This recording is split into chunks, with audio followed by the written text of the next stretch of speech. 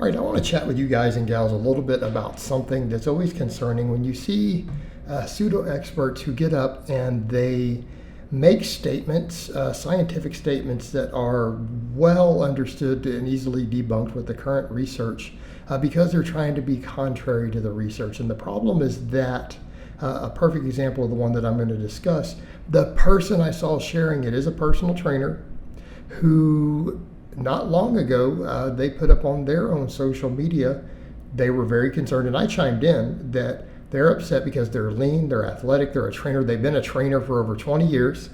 It's their whole life calling, they contest prep bikini competitors, and yet their LDL was so high, extremely high, that their doctor wanted to put them on a statin. They're like, I don't want to go on a statin, and I was looking at it going, well, looking at the blood work you just listed, I think your doctor is right. Your diet is trash. So whatever you're eating, for you to have an LDL that high, your diet has to be complete garbage, even though you're lean and fit. And especially for someone who's lean and fit and who lifts weights 4 or 5 days a week and does cardio. Your diet has to pretty much be a trash dumpster for that to happen. Like, they've got to be eating just tons of red meat and eggs and all sorts of other stuff. Like something is really wrong. There's way too much saturated fat in their diet. And again, the doctor sees it in the blood work. So again, the issue there, they linked something, and it was someone with the following. One of the things they were saying, well, seed oils, what doctors and people aren't telling you is that seed oils might lower your cholesterol, but they raise inflammation. No, they don't. And people used to think that eggs were bad for heart health. Now we know they're not. Well, didn't you just talk about inflammation? And I want to be clear. I'm going to jump on the seed oil thing because this is a ridiculous statement, particularly to just claim all seed oils. You're going to tell me flaxseed oil, which is absurdly anti-inflammatory? Because for me, that's the seed oil I buy and put in foods all the time, right? I buy flaxseed oil. Of course, I also add walnuts, milled flaxseed, stuff like that to all sorts of food every day. But I digress. Back over to the point. He's going to talk about eggs. Well, here's the issue. I'm not saying eggs are not extremely beneficial from an anabolic perspective. I'm not saying a couple eggs a day are even a problem for your lipid profile. Okay? I'm not saying that. However, you start looking at the blood work of people. If you're eating a dozen eggs a day, well, your inflammatory markers are going to go up. Your bad cholesterol is going to go up. And I'm not saying some of the choline and other stuff in it isn't potentially cardioprotective. I'm not saying there aren't some amazing nutrients in eggs, because there are. I'm not saying it's not an ultra high quality protein. But like with anything else, in excess, and when people say, well, how much is excess? Well, that's going to depend on genetics. It's going to depend on the composition of the rest of your diet. Because if we're going to look at things like total amounts of specific saturated fats that negatively impact insulin sensitivity, negatively impact LDL, all of these things, it's very quantitative. Like, you have to look at the sum total of what's going on in your diet. You're going to have to look at your energy turnover. You have to look at your genetics. It's not a set number. But I can tell you right now, very few people who are eating like a dozen whole eggs a day are going to have beautiful blood work. There's going to be some problems there. Okay, number one. Number two, to even discuss inflammation while at the same time throwing eggs in there, but eggs increase inflammation, right? Again, you eat a bunch of eggs every day, whole eggs. Your A1C is going to go up. Your inflammatory markers are absolutely going to go up. Why? Because eggs have arachidonic acid in them. Let's set aside the saturated fat for a moment, okay? Because we'll be fair, eggs can boost your HDL also, which is your good cholesterol. So that's a perk. It's not like it's all bad here either. There's a lot of good stuff in eggs, but they should be consumed in moderation. All right. Back to that point, though, about the inflammation.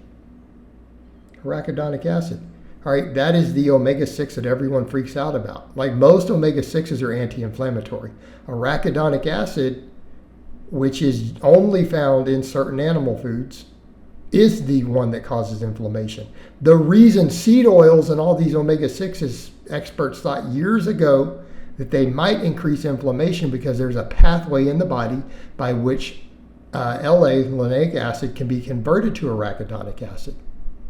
It turns out it doesn't happen at enough of a rate in most humans to raise inflammation. In other words, the anti-inflammatory markers that are affected and the anti-inflammatory effects of the other omega-6 in there is a stronger anti-inflammatory than the amount of inflammation you're getting from the arachidonic acid conversion.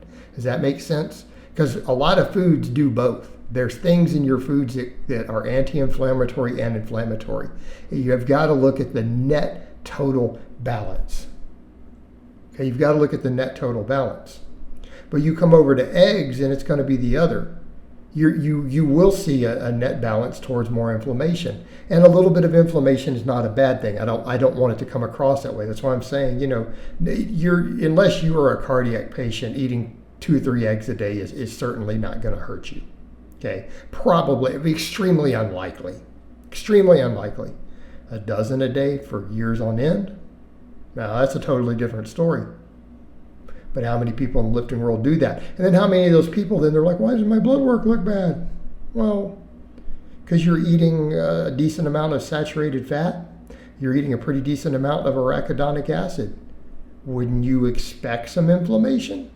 And we come over to the seed oils and they try to throw all seed oils in there. But here's the thing. I'm not a big fan of these processed and refined canola oils. Okay, particularly not if you're deep frying in them. Of course, I don't think that's healthy. I don't think you should be doing that. It's been stripped of most of its nutrients, and then you're creating a lot of oxidation in those extremely healthy omega-6 and omega-3 fats if you're deep frying them. Okay, that's obviously not good, but they're not the most evil thing you could eat.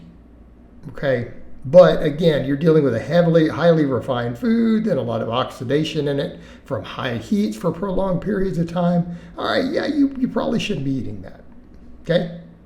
Below, it may not look pretty, but to say all seed oils, talking about a cold pressed canola oil that you just added, you're talking about a cold pressed soybean oil. No, I think they're anti-inflammatory. The blood work shows that they are when they're given to people in the lab. What happens? Their inflammation goes down. How about ones like flaxseed oil? Again, see the word seed oil? Seed oils, okay, flax seed oil. Extremely anti-inflammatory, extremely beneficial. So what is this nonsense?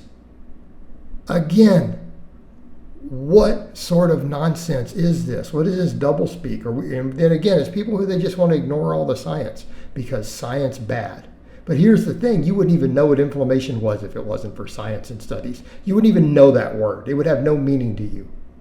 And you wouldn't have any context of how we measure it in the body without science. So stop being anti-science and then using scientific words.